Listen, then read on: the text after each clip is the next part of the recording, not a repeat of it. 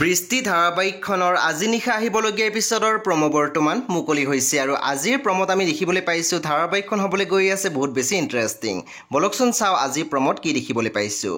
আজিৰ প্ৰমোৰ প্ৰথম ভাগত আমি দেখিবলৈ পাইছোঁ লুনাই বীৰিনাক কৈ আছিল কিশোৰে ভুল কৰিছে, বহুত ডাঙৰ ভুল কৰিছে, কিন্তু পংখে কি বুজি পায়, তাই কি বুজি পায় নেকি যে সি তোক ঠগিছে। তাৰপিছত আমি প্ৰমোত দেখিবলৈ পাইছোঁ চক্ৰৱৰ্তীয়ে কৈ আছিল নীতা মোৰ পত্নী নহয়, মোৰ বন্ধুৰ পত্নী। তেতিয়া আনজন ল'ৰাই মাত দিছে বিদ্যা। তেতিয়া আমি দেখিবলৈ পাইছোঁ চক্ৰৱৰ্তীয়ে হাঁহিছে হা হা হা। তাৰপিছত আমি প্ৰমোত দেখিবলৈ পাইছোঁ কিশোৰে কৈ আছিল জীওক মোৰ ছোৱালী বুলি ক'ব পৰা হ'লে আটাইতকৈ সুখী মানুহটো মই হ'লোহেঁতেন, কিন্তু স্বাৰ্থপৰ হৈ জীৱনটো অসুখী কৰিব নোৱাৰোঁ তোমালোকক। বন্ধু বান্ধৱীসকল, আজি নিশা 8 বজাত ৰং টিভিত আহিবলগীয়া বৃষ্টি ধাৰাবাহিকখন খুব বেছি ইণ্টাৰেষ্টিং হ'বলৈ গৈ আছে। আপোনালোকে চাবলৈ একেবাৰে নাপাহৰিব।